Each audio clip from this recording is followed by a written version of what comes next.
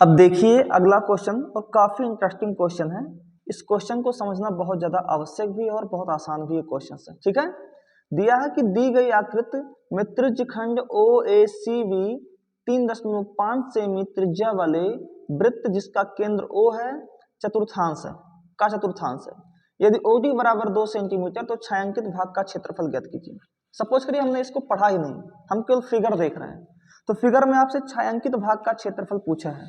ठीक है, तो अगर आपको छायांकित भाग का क्षेत्रफल फाइंड करना है तो आपको करना क्या होगा, सबसे पहले तो आपको ये दिख रहा होगा, अगर मैं इसको एक बार यहाँ लाकर लगा देता तो ये अर्धवृत्त बन जाता।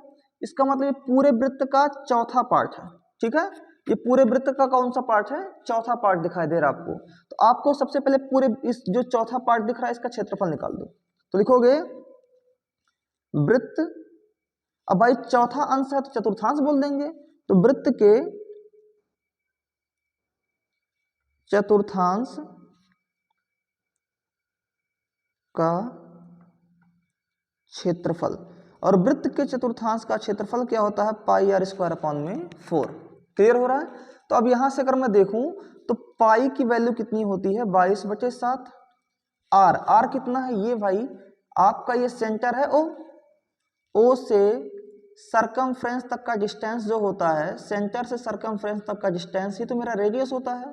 यानी रेडियस मेरा कितना है 3.5 सेंटीमीटर, और इसी को 3.5 को मैं 7/2 भी तो लिख सकता हूं। अब बोलोगे बिल्कुल लिख सकते हैं, तो यहां लिखोगे आप 7/2 इंटू में 7/2, और नीचे अपॉन में 4 लगा हुआ है तो यहीं पड़ोस में लगा दीजिए अपॉन में 4, यहाँ इंटू में ऊपर 1 लगा दीजिए, कोई फर्क पड़ने वाला नहीं है। अब यहां से मैं देखूं तो 7 से 7 हो गया cancel out, 2 1s are 2, 2 1s are 2, तो 11 में 7 से मल्टीप्लाई कीजिएगा तो हो जाएगा 77, और 4 में 2 से मल्टीप्लाई कीजिएगा तो हो जाएगा 8, यानी 77/8 सेंटीमीटर स्क्वायर। इस प्रश्न का चतुर्थांश निकल गया। ठीक है, लेकिन आपसे चतुर्थांश तो पूछा नहीं है, आपसे केवल और छायांकित भाग का एरिया पूछा है।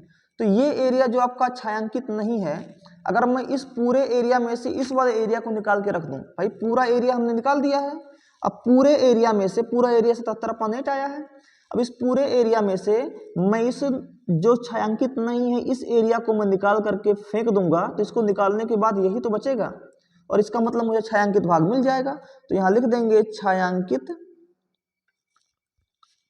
भाग का क्षेत्रफल